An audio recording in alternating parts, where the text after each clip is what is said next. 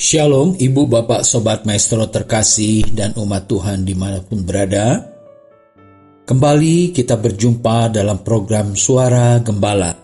Saya Pendeta Cheng Kim Guan mengunjungi dan sekaligus menyapa seluruh Sobat Maestro untuk kita dapat sama-sama masuk dalam perenungan akan firman Tuhan yang terlebih dahulu kita awali dengan doa. Mari kita berdoa. Kembali kami menghadap tahta anugerah-Mu, ya Allah Bapa. Kami mengucap syukur untuk kebaikan-kebaikan Tuhan yang begitu nyata berlimpah dalam kehidupan kami. Hari demi hari dapat kami lalui, dan jika saat ini kami ada sebagaimana kami ada, itu karena rahmat dan kebaikan Tuhan. Dan bahkan saat ini pun kami siapkan hati dan pikiran kami untuk dapat bersekutu di dalam terang dan hikmat firman Tuhan. Persiapkan hati kami, urapi kami semua, agar kami dapat memahami firman-Mu yang menjadi kekuatan rohani kami, menjadi kekuatan pengharapan iman percaya kami.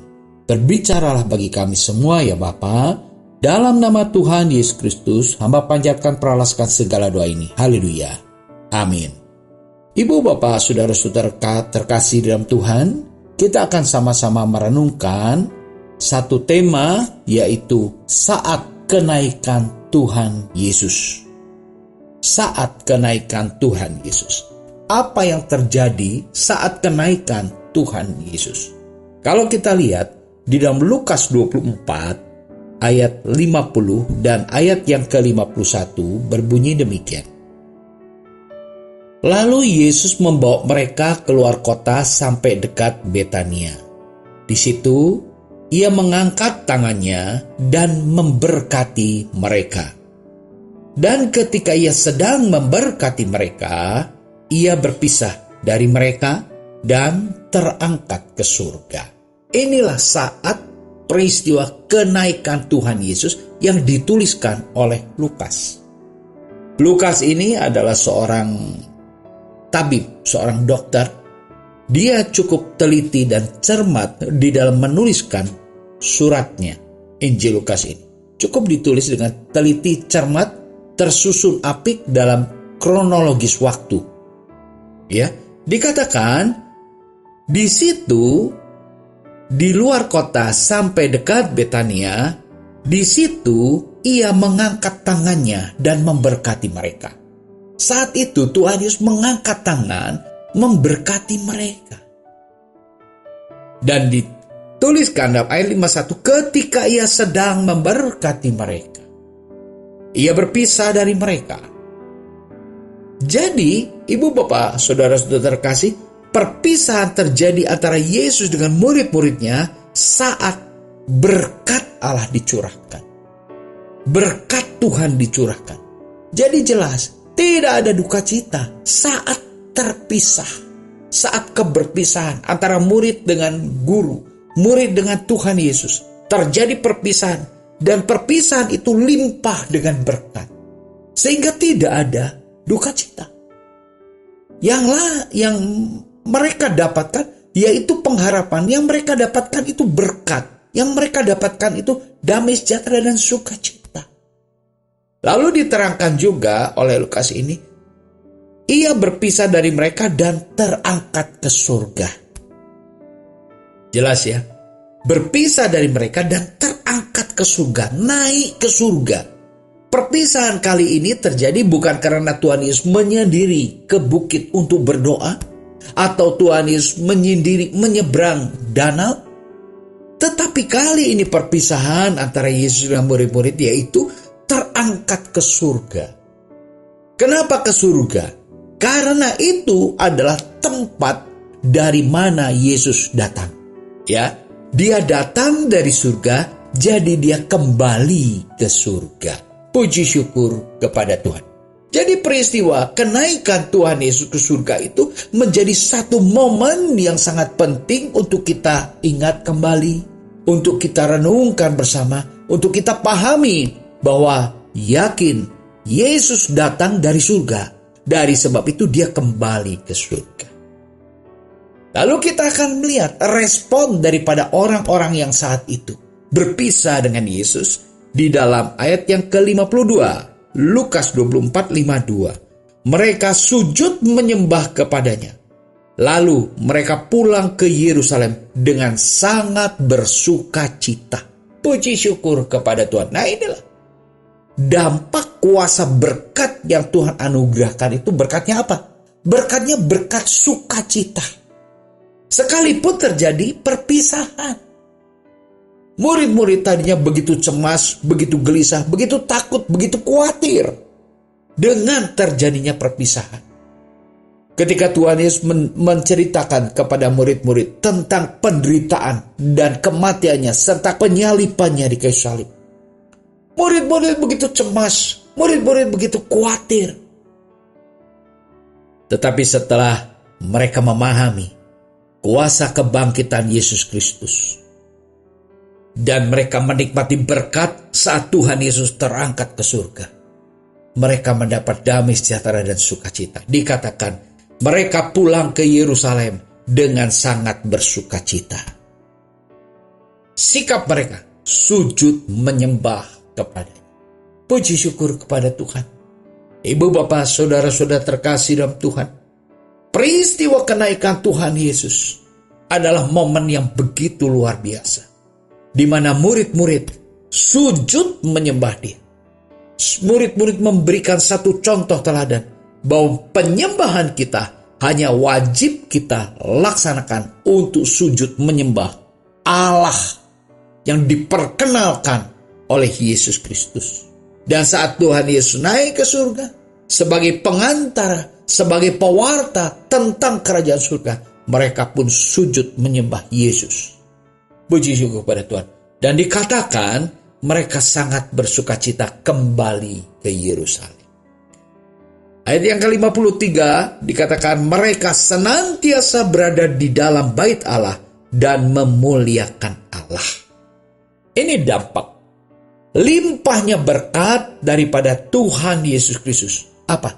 Membuat orang itu bergairah, rindu, tekun untuk tetap tinggal di bait Allah. Itu dampak berkat yang daripada Tuhan Yesus. Jadi jelas, berkat sukacita itu datangnya dari Yesus. Berkat sukacita itu membawa orang bergairah, penuh kerinduan untuk tetap tinggal di bait Allah dan memuliakan Allah. Hidup memuliakan Allah itu bukti berkat yang daripada Tuhan. Jadi kita bisa melihat satu sudut pandang berkat Tuhan itu seperti apa. Berkat Tuhan itu membangkitkan gairah sehingga kita punya kerinduan untuk tetap di rumah Tuhan. Punya kehidupan yang memuliakan Tuhan, itu berkat Tuhan. Banyak sekali orang menilai berkat Tuhan itu kelimpahan harta, kelimpahan rumah, kelimpahan kesehatan, segala sesuatu dimudahkan. Mereka melihat itu konsep berkat. Tetapi kalau kita lihat sudut pandang yang dituliskan oleh Lukas saat kenaikan Tuhan Yesus, kita bisa menyimpulkan berkat Tuhan itu apa? Damai sejahtera, sukacita. Sukacita seperti apa? Sukacita gairah untuk tetap tinggal di bait Allah. Merindukan untuk tinggal dalam persekutuan dengan Allah dan hidup memuliakan Allah. Puji syukur kepada Tuhan. Nah, inilah berkat yang Tuhan limpahkan. Sehingga perpisahan itu tidak mendatangkan duka cita, melainkan mendatangkan damai sejahtera dan sukacita. Nah, kita akan lihat ya, mengapa dan untuk apa Yesus naik ke surga. Kita perlu juga mengapa dan untuk apa? Apa tujuannya? Kenapa Tuhan Yesus naik ke surga? Di dalam Yohanes 14 ayatnya yang ke-1 dikatakan, janganlah gelisah hatimu, percayalah kepada Allah, percayalah juga kepadaku. Saat murid-murid mengalami kegelisahan karena akan berpisah dengan Yesus, Tuhan Yesus memberikan pesan, jangan gelisah hatimu. Percayalah kepada Allah, percayalah juga kepadaku. Jadi obat yang bisa menyingkirkan kegelisahan itu percaya. Obat yang bisa menghalaukan kegelisahan itu iman. Iman kepada siapa? Kepada Allah. Allah yang mana? Allah yang diperkenalkan melalui berita yang Yesus ajarkan, berita yang Yesus sampaikan. Berarti menuju kepada Allah, Allah alam semesta, Allah yang esa, yang mencipta langit dan bumi, yang mencipta seluruh makhluk, bahkan mencipta manusia serupa dengan gambarnya. Nah, kepada Allah itulah kita percaya.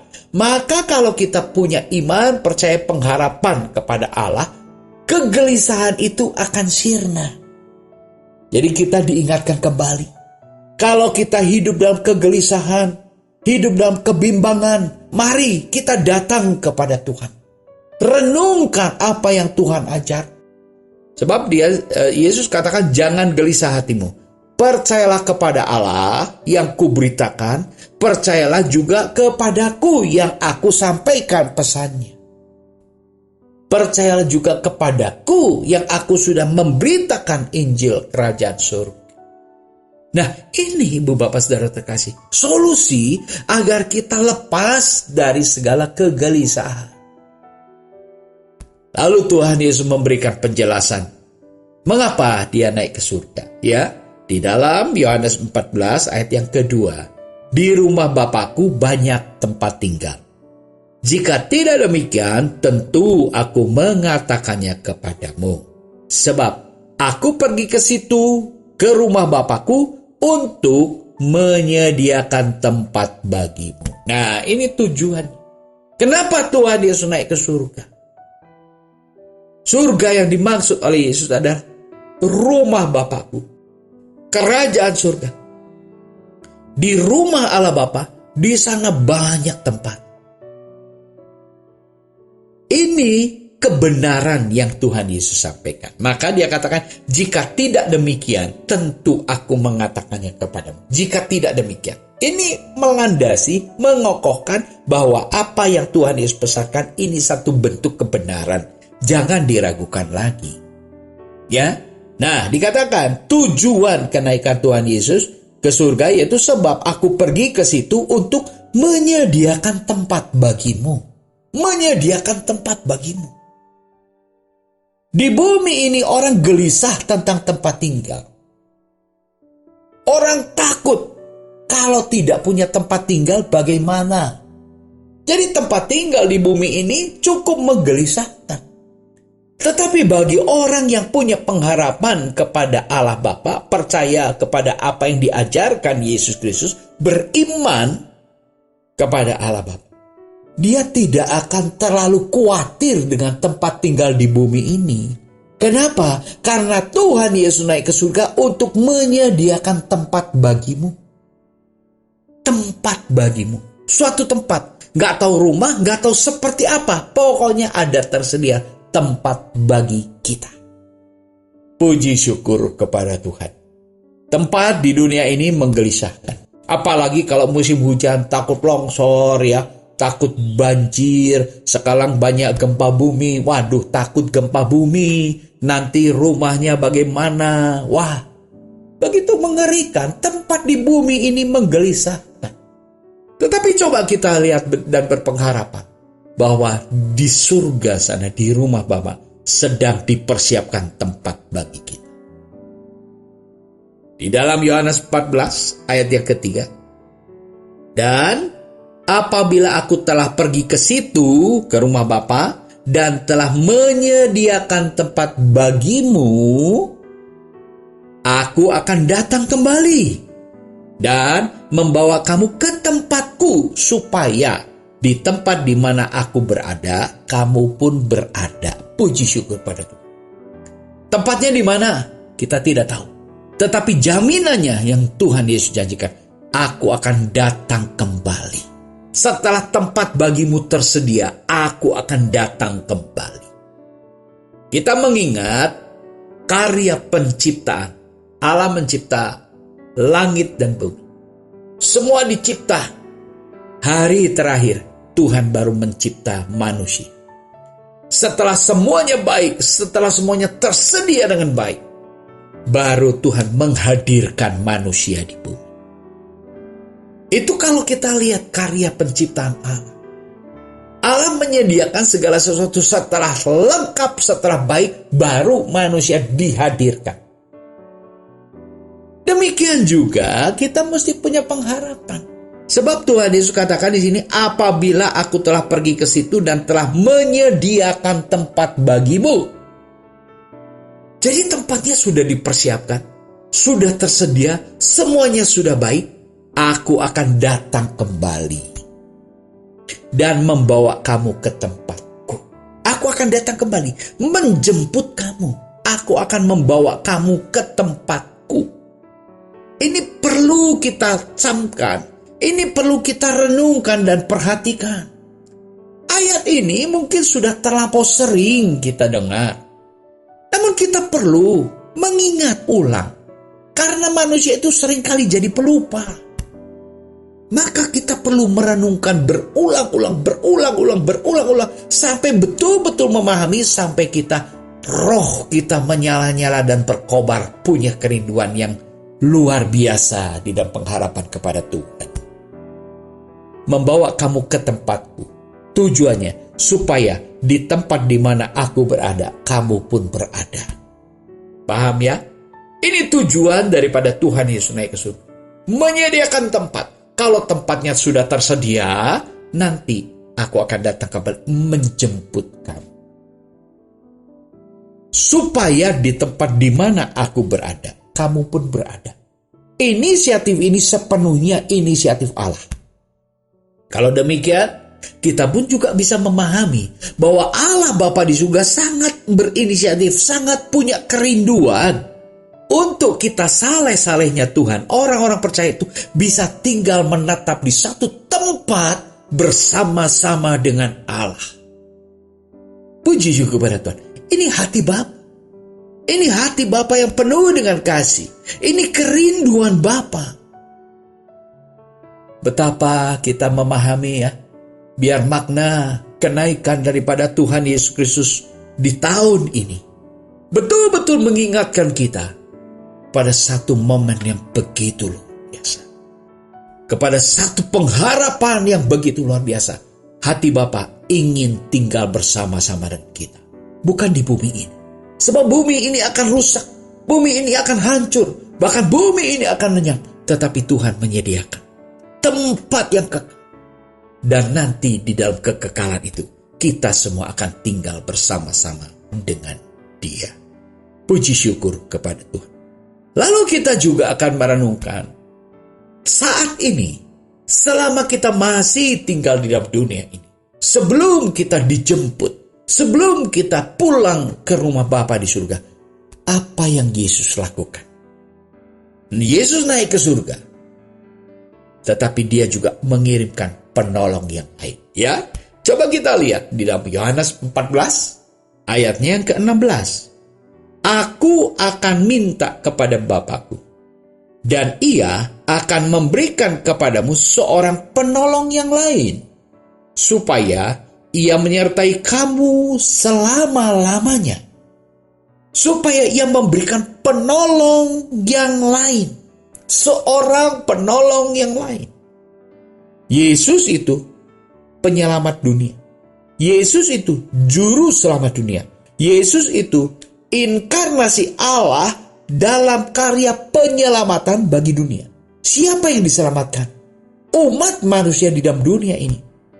Yang ingin diselamatkan oleh Allah Bapa. Karena kita tahu kerinduan Allah Bapa tadi itu tinggal kembali bersama saleh-salehnya dalam satu tempat yang kekal, dalam sukacita dan kemuliaan. Itu kerinduan Bapa.